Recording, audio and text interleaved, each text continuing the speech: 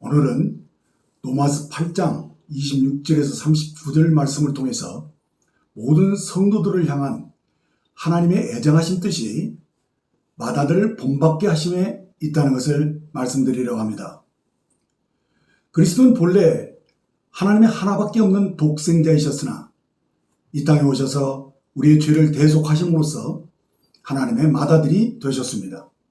이는 그리스도의 고난으로 인해 믿는 우리가 하나님의 아들들이 된 것입니다.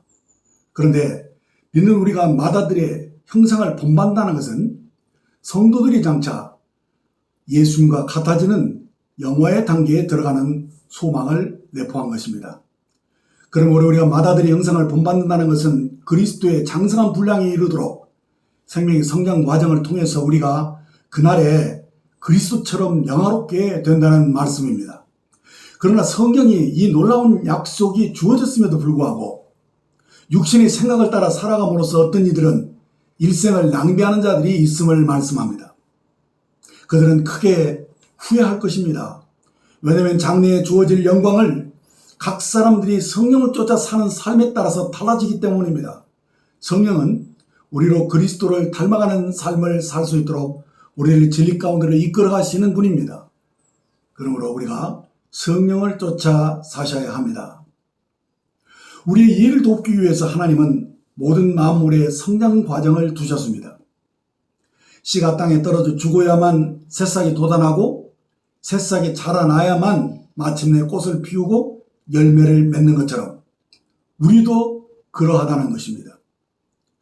육체를 의지하여 살았던 우리의 옛사람이 죽어야만 새사람으로 거듭나는 것이며 거듭난 생명이 성령의 인도하심을 받아 영적으로 성장하고 변화되어가는 과정을 통해서 주님 오시는 날 영광의 몸으로 변형되는 구원의 완성이 이루어지게 하시는 것입니다. 그런데 만일 식물이 싹트는 단계에서 생명의 성장이 없다면 과연 이 식물에서 꽃 피는 단계를 기대할 수 있겠습니까? 그리고 꽃 피우지 않았는데도 열매를 기대할 수 있겠습니까?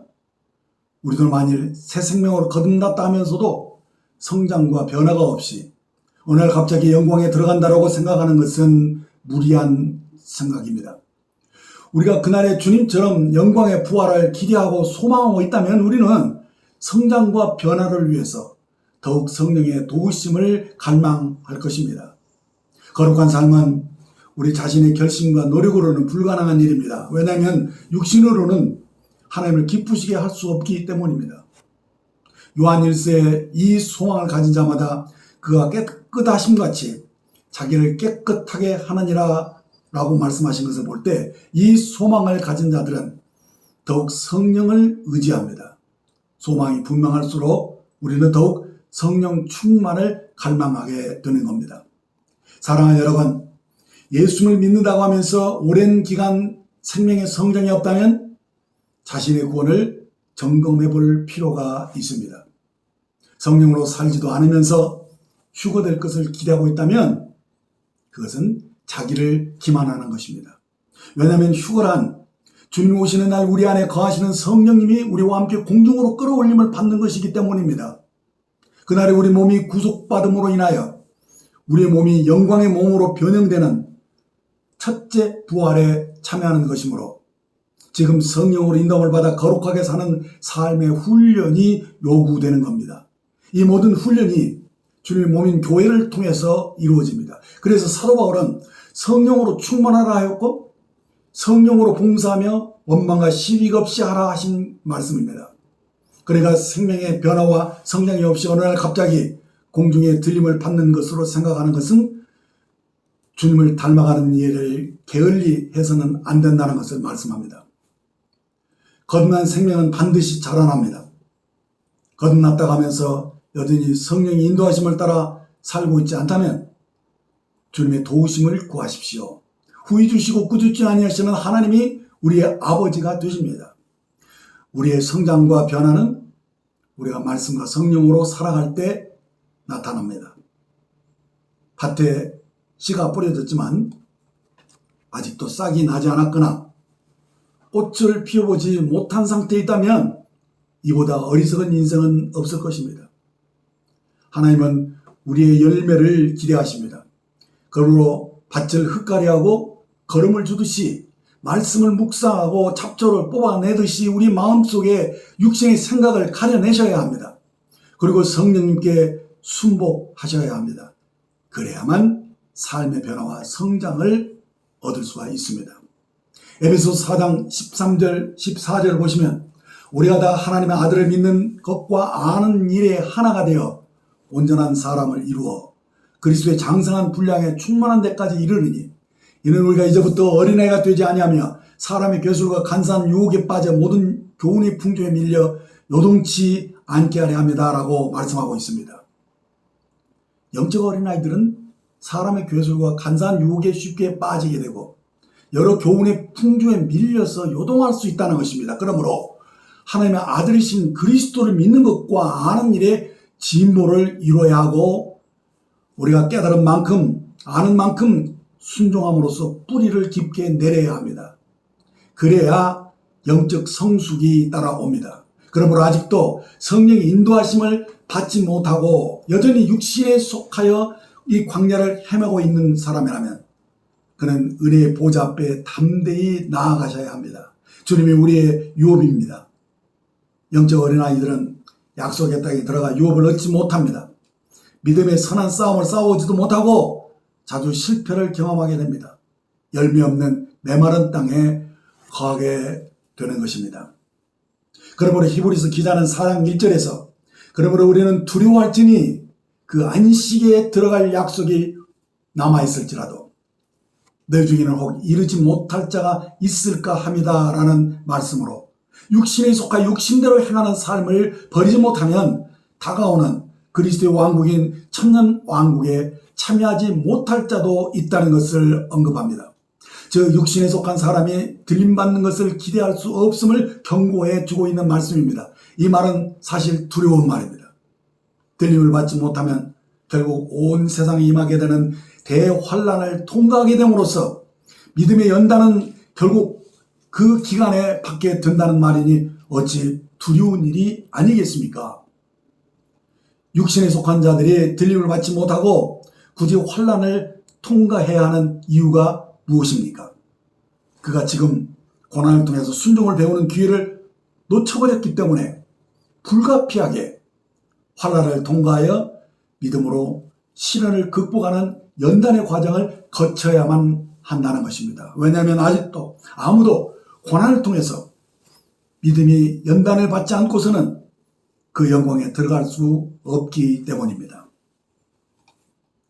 그렇습니다. 우리가 지금 교회 생활에서 순종을 배우지 못하면 성령 인도하심 아래서 그 고난을 통과하지 않는다면 그날에 들림받는 곧 휴고되는 일이 없을 것입니다. 환난의 때를 면하게 될 것을 기대할 수 없다는 것입니다. 계시록 3장 10절에 내가 나의 인내의 말씀을 지켰은즉 내가 또한 너를 지키어 시험의 때를 면하게 하리니 이는 장차 온 세상에 임하여 땅에 거하는 자들을 시험할 때라라고 분명하게 말씀해 주었습니다. 누가 온 세상에 임하는 시험의 때를 면할 수 있는 자입니까? 인내의 말씀을 지키는 자가 아닙니까? 인내의 말씀을 지켰다는 것은 고난이 닥칠 때 믿음으로 잘 견디고 연단의 과정을 거쳤다는 것입니다. 이것으로 그는 그 나라 곧 천년왕국에 들어갈 자격, 도끼매를 갖췄다는 의미이기 때문에 마지막 시험의 때를 면할 수 있었다는 것입니다. 이 약속은 주님이 친히 빌라델 교회에게만 주신 약속임을 기억하시고 우리 모두가 이 빌라델 교회에 속한 지체들이 되기를 간절히 바랍니다. 로마서 8장 26절 27절을 보십시오. 이와 같이 성령도 우리의 연약함을 도우시나니 우리가 마땅히 빌 바를 알지 못하나 오직 성령이 말할 수 없는 탄식으로 우리를 위하여 친히 간구하시느니라.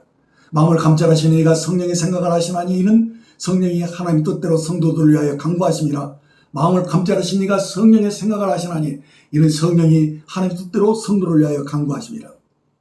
여기에 성령의 채울하심과 도우심과 간구하심이 언급되고 있는데 무슨 목적을 위해서 우리에게 이런 은혜를 베푸시는 것입니까?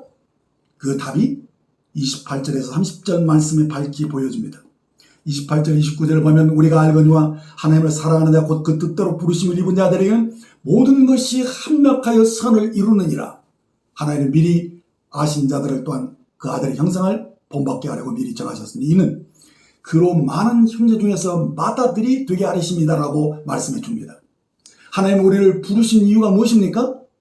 구원받아 단순히 천당가라고 부른 것이 아닙니다. 분명히 그 아들의 형상을 본받게 하려고 미리 정하셨으니라고 그 이유를 분명하게 말씀해 주었습니다. 하나님의 애정하신 뜻은 우리가 하나님의 아들 예수 그리스도의 형상을 본받게 하라는 데 있습니다. 우리를 향한 이 애정은 우리가 창조되기 전에 곧 성삼위 하나님이 정하신 계획입니다. 하나님의 맏아들은 본래 하나밖에 없는 독생자였습니다. 그런데 그 형상으로 많은 아들들을 얻고자 하셨기 때문에 독생자가 맏아들로 바뀐 것입니다. 하나님은 우리 모두를 그분의 형상으로 만드시기 위해서 그의 맏아들 안에 넣으신 것입니다. 결국 우리는 원형이신 예수님의 틀에 부어진 모형들입니다. 우리는 나를 닮은 아이를 국화빵이라고 말합니다. 빵틀에 부어서 똑같이 만들었기 때문에 생긴 말입니다. 빵을 만들 때 밀가루 반죽을 그 틀에 붓고 열을 가하고 압력을 받아 찍혀 나오듯이 우리도 예수님의 형상을 본받기 위해서 그 안에 들어가는 것은 물론이고 열과 압력을 받듯이 고난을 받아서 그 형상으로 빚어지는 것입니다. 주님은 모형이고 우리는 가루 반죽이며 성령이 열과 압력이라는 고난을 통해서 우리를 그 아들의 형상으로 만드시는 것입니다. 그래서 지금도 많은 하나님의 아들들이 태어나고 있습니다. 하나님의 나라는 많은 하나님의 아들들로 세워져 갑니다. 그리스도의 몸이 곧 하나님의 나라입니다. 더 정확히 말하면 하나님의 많은 아들들은 하나님의 나라를 위한 것이고 구원받은 모든 지체는 그리스도의 몸을 위한 것입니다. 하나님의 나라는 몸의 생활입니다. 곧 그리스도의 몸을 이루어가는 교회인 것입니다. 우리는 이 교회 생활을 통해서 아들의 형상으로 빚어지고 또 이 과정에서 다른 하나님의 아들들을 얻고 또 세우는 일에 동참하는 것입니다. 이것이 바로 하나님의 목적입니다. 3절을 보면 또 미리 정하신 그들을 또한 부르시고 부르신 그들을 또한 의롭다 하시고 의롭다 하신 그들을 또한 영화롭게 하셨느니라 라는 이 말씀을 보면 사실 우리는 영혼 안에서 미리 운명지어진 것이 이제 시간 안에서 나타난 것입니다. 그래서 미리 정하신 그들을 부르시고 그들을 의롭다 하시고 그들을 또한 영화롭게 하셨다라고 선포하고 있는데 이는 하나님의 눈으로 볼 때 이미 그렇게 되어 있는 것입니다. 그런데 지금 우리는 왜 고난을 거쳐야 하는 것입니까? 우리의 구원은 시작이 있고 그것이 완성되는 시간의 과정 안에 있는 피조물이기 때문입니다. 하나님의 목적은 우리가 어린아이의 몸으로 있지 않고 장성한 아들들로 자라나는 것입니다. 하나님은 우리가 예수 그리스도의 형상에 이르기까지 자라나 완전한 법적 후사들이 되기를 계획하셨습니다.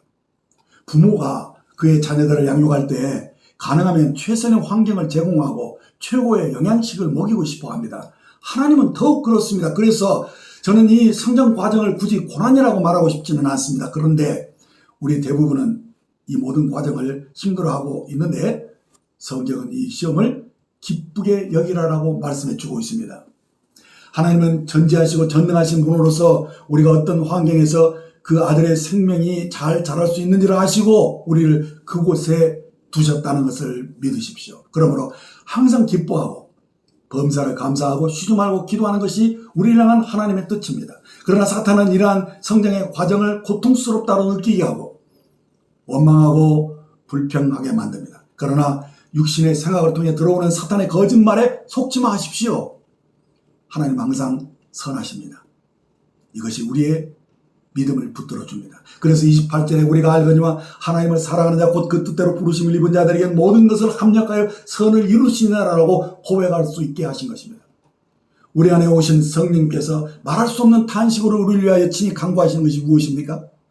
성령이 역사하시는 목적은 우리로 맏아들이신 예수님의 형상을 본받게 하라는 것에 있습니다. 그렇다면 당연히 우리의 삶의 목적과 추구도 맏아들의 형상을 담고 본받는 데 두셔야 합니다. 그런데 많은 이들이 역경을 당할 때 나는 왜 이런 일들을 당해야 하는지 모르겠어. 왜 나에게만 이런 일이 일어나는 것입니까? 라고 항변하곤 합니다. 그러나 이런 태도는 합당한 태도가 아닙니다. 대부분 우리에게 일어난 일들은 우리 자신이 그 원인일 때가 많습니다. 그러나 모든 것을 다 알고 계신 하나님이 우리에게 이 일을 늘 허용하셨다는 것입니다. 우리 안에서 탄식하는 영이 기도하고 있습니다. 우리는 잘 모르지만 성령님은 이 모든 것을 잘 알고 계시기에 기도하시는 것입니다. 그리스도는 우리의 모형이고 그 영은 우리에게 발생하는 모든 일들을 인해 우리가 그 아들의 형상을 본받도록 역사하고 계시는 것입니다. 성령이 우리를 향한 아버지의 뜻을 알기 때문에 그 뜻대로 성도들을 위하여 간구하시고 아버지 하나님은 성령이 탄식하는 기도를 듣고 우리에게 필요한 모든 것을 동원해서 선을 이루시는 전능하신 하나님의 역사로 나타나는 것입니다. 28절에서 우리가 알거니와 하나님을 사랑하는 자 곧 그 뜻대로 부르심을 입은 자들에게는 모든 것이 합력하여 선을 이루시라고 말씀하시고 있는데 여기서 모든 것으로 번역된 헬라어의 의미는 모든 일들, 모든 사람, 모든 것을 다 포함합니다. 아버지 하나님은 전능하신 주권자로서 이 모든 것을 다 알고 행하시는 것입니다. 하나님은 지금 우리가 가진 머리털이 숱까지도 다 알고 계신다고 말씀합니다. 그리고 우리에게 무엇이 있어야 할지, 얼마나 있어야 하는지를 다 알고 계신다는 말씀입니다. 그래서 하나님은 우리에게 하나님의 경륜을 이루는데 가장 합당한 환경을 주시고 계시는 것을 믿으시기 바랍니다. 하나님은 주권자로서 모든 것을 알고 계십니다. 주님은 우리에게 선을 이루시기 위해서 모든 것과 모든 일과 모든 사람을 동원하여 합력하게 하십니다. 마치 하나님은 우리를 위해서 우리의 성장을 지키기 위해서 우리 주위에 있는 모든 사람들을 사용하시고 계시는 것입니다. 주님을 찬양합시다. 하나님은 모든 당신의 목적, 곧 하나님을 사랑하고 그 뜻대로 부르심을 입은 우리 모두에게 어떤 일이 일어나도록 우리에게 주어진 모든 것과 모든 일과 모든 사람을 통하여 마침내 선을 이루어 우리가 주님의 형상을 닮아가도록 만들어 주시는 분이십니다. 하나님은 우리의 운명을 그리스도와 닮도록 미리 결정해 놓으셨습니다. 이 예정은 우리를 위한 모든 것을 합력하여 역사하시는 하나님의 미래 아심이 없이는 결코 이루어질 수 없는 것입니다. 영원전부터 우리를 위해서 정해놓으신 하나님의 목적은 우리로 하나님의 맏아들 예수 그리스도의 형상을 본받는 것입니다. 주님을 찬양합니다. 우리에게 좋은 아내가 있다면 그 좋은 아내를 위해서 주님을 찬양합시다. 만일 여러분들에게 어려운 남편이 있다면 그에 대해서 주님을 더욱 찬양하십시오. 우리가 사랑스러운 자녀가 있든 말썽을 부리는 자녀가 있든 하나님은 우리를 향한 선한 뜻을 이루어 가시는 분이십니다. 철이 철을 날카롭게 하는 것 같이 사람이 그 친구의 얼굴을 빛나게 하느냐라고 말씀하고 있습니다. 우리 인생은 서로의 만남과 부딪힘을 통해서 깎이고 연마하여 그 얼굴 곧 인격을 빛나게 하는 하나님의 섭리 속에서 살도록 하는 것입니다. 그러므로 우리를 깎아주고 다듬어주는 사람이 우리 곁에 있음으로 인하여 오히려 하나님께 감사하시기를 바랍니다. 예수님께서 가르쳐주신 기도문에 아버지여 나를 시험에 들지 말게 하옵시고 다만 악에서 구하옵소서라고 기도하신 것을 봅니다. 우리가 이렇게 기도할지라도 때로 원치 않는 어려움과 고통이 찾아올 것입니다. 그러나 그런 것이 올 때 불평하거나 괴로워하는 대신에 우리에게 오는 고난을 잘 감당할 수 있는 능력을 달라고 주님의 은혜의 보좌로 나아가시기를 바랍니다. 고난이 올 때 낙심하지 마시고 믿음과 인내 속에서 성숙의 기회로 삼으시기 바랍니다. 그 이유는 우리로 맏아들의 형상을 본받게 하도록 하기 위한 그분의 주권 속에서 허락되고 우리를 넉넉히 이기게 하시기 때문입니다. 이렇게 우리의 고난까지도 사용하셔서 우리를 영화롭게 하는 길로 이끄시는 분이기 때문에 하나님의 선하심을 찬양합시다. 우리의 믿음과 인내를 키우시고 예수님의 성품으로 성장시켜 나가시는 하나님은 선하십니다. 우리는 고난을 통해서 인내를 배우고 주님의 형상으로 변화되어 가는 것입니다. 31절에 그러즉 이 일에 대하여 우리가 무슨 말하리요? 만일 하나님이 우리를 위하시면 누가 우리를 대적하리요? 이 말씀을 인간적인 생각으로 받아서는 안 됩니다. 하나님은 우리의 뜻대로 우리를 위하지 않으시고 그분의 뜻대로 우리를 위하십니다. 그러므로 우리는 주님의 뜻 가운데 있다면 그는 담대할 수 있다는 것입니다. 32절에 자기 아들을 아끼지 아니하시고 우리 모든 사람을 위하여 내어주시니가 어찌 그 아들과 함께 모든 것을 우리에게 은사로 주지 아니하시겠느냐라고 말씀합니다. 여기서도 역시 모든 것이라는 헬라어 단어 이 판타는 앞에서 말씀한 대로 모든 것과 모든 일 그리고 모든 사람을 의미합니다. 이 모든 것이 우리에게 필요하다면 얼마든지 값없이 주어지고 있습니다. 우리는 이 모든 것이 선을 이루기 위하여 합력하고 있음을 믿어야 할 것입니다. 우리의 대적자들까지도 우리의 선을 위해서 허락된 것임을 믿어야 합니다. 33절에 누가 능히 하나님의 택하신 자를 송사하려 의롭다 하시는 하나님이시니 우리를 송사할 자격이 있으신 분은 오직 하나님뿐이라는 겁니다. 그런데 주님께서 우리를 의롭다고 이미 선언해 주셨습니다. 누가 감히 하나님의 택하신 자를 송사할 수 있겠습니까? 할 수 없습니다. 그러므로 혹 우리 주변에 우리를 판단하고 정죄하는 자가 있어도 낙심하지 마십시오. 사도 바울은 이렇게 고백했습니다. 너에게나 다른 사람에게나 판단받는 것은 내게는 매우 작은 일이라. 나도 나를 판단하지 아니하노니 나를 자책할 아무것도 깨닫지 못하나 그러나 이를 인하여 의롭다함을 얻지 못하노라. 다만 나를 판단하신 이는 주시니라. 그러므로 때가 이르기 전 곧 주께서 오시기 전까지 아무것도 판단치 말라. 그가 어둠에 감추인 것들을 드러내고 마음의 뜻을 나타내시리니 그때 각 사람에게 하나님께로부터 칭찬이 있으리라 라고 말씀하셨습니다. 34절을 보십시오. 누가 정죄하려 죽으실 뿐만 아니라 다시 살아나신 이는 그리스도 예수시니 그는 하나님 우편에 계시나 우리를 위하여 강구하시는 자신이라. 누가 우리를 정죄하겠습니까? 이미 우리 죄값을 다 지불되었고 부활하신 주님이 계시는데 누가 우리를 정죄할 수 있다는 말입니까? 더욱 놀라운 것은 10절에서 그리스도가 분명 우리 안에 계시지만 이 구절에서는 그리스도가 하나님 우편에 계십니다. 이와 같이 그리스도는 우리 안에서와 동시에 하나님 우편에 계십니다. 다만 주님께서 하나님 우편에 선 인자로 계시지만 지금 우리 안에서는 영으로, 그 생명 주는 영으로 계시는 것입니다. 주님 만유를 충만케 하시는 분이십니다. 그래서 하늘에서도 계시고 땅에도 계시고 하나님 우편에도 계시고 우리 영 안에도 계십니다. 할렐루야. 26절에서 우리 영 안에서 강구하시는 이 영이 동시에 하나님 우편에서 우리를 위해 강구하시는 말씀이십니다. 30절에서 사용한 동사가 모두 과거 시제로 되어 있음을 봅니다. 또 미리 정하신 그들을 또한 부르시고 부르신 그들을 또한 의롭다 하시고 의롭다 하신 그들을 또한 영화롭게 하셨느니라. 여기를 보시면 애정과 부르심과 의롭다 하심은 과거 시제로 쓰인 것이 당연하게 보입니다. 그러나 영화롭게 하심은 장래에 일어날 일인데도 어떻게 영화롭게 하시니라고 하지 않고 영화롭게 하셨느니라라고 과거 시제를 사용하신 것입니까?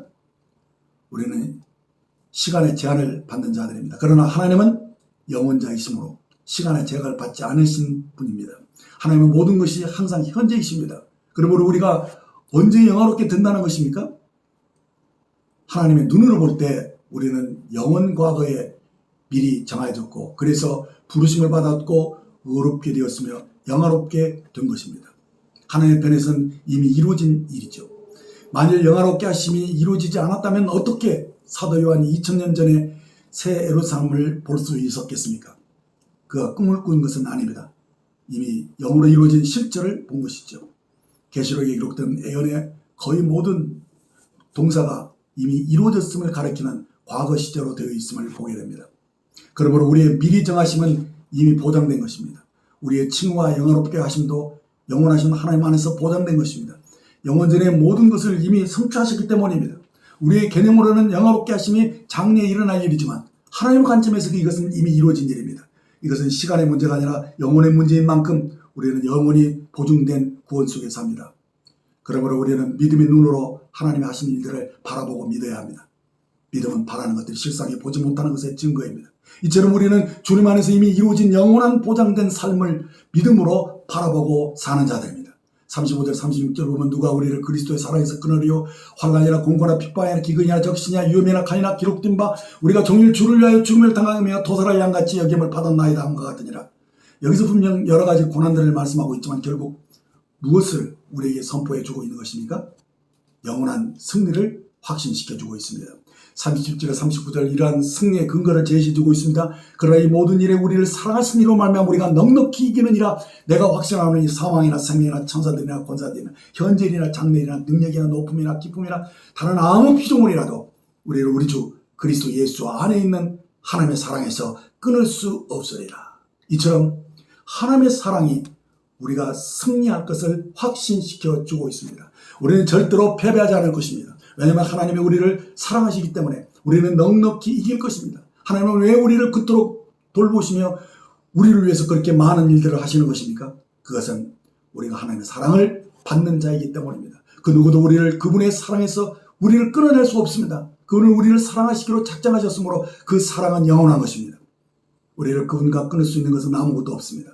우리가 그분의 사랑 안에 있기에 우리는 거룩하게 된 것입니다. 그분의 형상으로 변화되고 영화롭게 될 것까지도 그분의 사랑으로 이루어지는 것이므로 우리는 담대하게 확신할 수 있는 것입니다. 바울이 받은 계시는 참으로 심오합니다. 그는 하나님의 세 가지 속성, 의로움, 거룩함, 영광에 따라서 로마서가 세 부분으로 구성되어 있습니다. 그러나 바울은 최종적으로 우리를 하나님의 사랑으로 이끄십니다. 이것은 우리의 보장은 하나님의 의로움과 거룩함과 영광뿐만 아니라 그분의 사랑이기 때문입니다. 사랑은 하나님의 마음입니다. 하나님의 사랑은 그분의 마음에서 흘러나옵니다. 의로움은 죄인인 우리를 의롭게 하시는 하나님의 방법이라면 거룩은 세속적인 우리를 하나님과의 사귐으로 들어갈 수 있도록 하시는 하나님의 본질이며 그 영광은 누추한 우리를 하나님의 성품으로 드러나기 위한 하나님의 표현이라고 볼 수 있습니다. 그리고 무엇보다도 사랑은 하나님의 마음입니다. 바울은 하나님의 의와 거룩함과 영광을 말하고 그리고 나서 우리를 하나님의 사랑으로 이끌어줍니다. 사랑은 이 모든 것의 근원인 하나님 자신이십니다. 자신의 성품입니다. 하나님은 우리를 미리 정하셨기 전에 우리를 사랑하셨고 우리를 부르시기 전에 사랑하셨으며 의롭다 하시기 전에 사랑하셨고 우리를 영화롭게 하시기 전에 사랑하셨습니다. 모든 것 이전에 하나님은 우리를 사랑하셨습니다. 그러므로 우리의 구원은 하나님의 사랑에서 시작된 것이므로 사랑은 모든 하나님의 근원입니다. 사랑은 그분의 마음입니다. 하나님의 사랑은 우리의 구원의 시작이며 끝입니다. 그래서 그리스도의 사랑이 우리의 구원의 영원한 보증이 되는 것입니다. 그렇습니다. 이 사랑은 우리에게서 나온 것이 아니고 우리에 의해서가 또 아닙니다. 오직 하나님 자신인 것입니다. 그렇기 때문에 우리는 그 어떤 것도 우리를 하나님의 사랑에서 끊을 수 없다는 것을 확신할 수 있습니다. 이처럼 우리의 구원은 영원한 것입니다. 우리 자신까지도 이 사랑에서 끊어낼 수 없다는 것입니다. 그리고 특별히 여기서 그리스도 예수 안에 있는 하나님의 사랑이라고 강조한 이유가 무엇입니까? 하나님의 사랑이 그리스도 예수를 통하여 나타난 사랑이기 때문입니다. 우리를 그 사랑에서 끊을 수 없다는 것에 더 큰 확신을 가질 수 있습니다. 우리가 만약 그리스도 안에 있지 않은 상태라면 우리는 얼마든지 우리의 작은 실수로도 하나님의 사랑에서 끊어낼 수 있을 것입니다. 그러나 우리는 나를 대신하여 우리의 모든 죄값을 친히 대속하시고 부활하신 그분이 우리 안에 계시기 때문에 우리는 그 사랑에서 끊을 수 없음을 확신할 수 있습니다. 이 확신이 구원의 밑받침이 되었기 때문에 우리를 사랑하신 이로 말미암아 우리가 넉넉히 이기느냐라고 담대히 외칠 수 있는 것입니다. 이 말씀은 우리가 스스로 이길 수 있다는 말이 아닙니다. 하나님의 사랑으로 인하여 모든 것이 넉넉히 이길 수 있다는 것입니다. 이 사랑으로 인하여 그리스도가 우리를 위해 모든 것을 성취하셨습니다. 그리스도 예수 안에 있는 하나님의 사랑이 우리의 구원의 영원한 보증인 것입니다. 하나님의 사랑이 변할 수 있다면 우리의 구원도 변할 수 있고 그 사랑이 끝날 수 있는 사랑이라면 우리의 구원도 그렇게 끝날 수 있을 것입니다. 그러나 하나님의 사랑은 변치 않고 다함이 없는 영원한 사랑이기 때문에 우리의 구원이 영원하다는 확신을 가질 수 있는 것입니다. 이 사랑의 확신으로 모든 고난을 넉넉히 이기고 하나님의 맏아들 예수 그리스도의 성품으로 변화되어 영광에서 영광에 이르는 저와 여러분이 되시기를 주님의 이름으로 축원드립니다. 할렐루야. 기도하겠습니다. 감사합니다. 감사합니다. 주님을 찬양합니다. 주님을 찬양합니다. 주 예수님의 은혜와 아버지 하나님의 사랑과 성령의 교통하심을 기뻐하며 감사와 찬양을 올려드립니다. 아멘.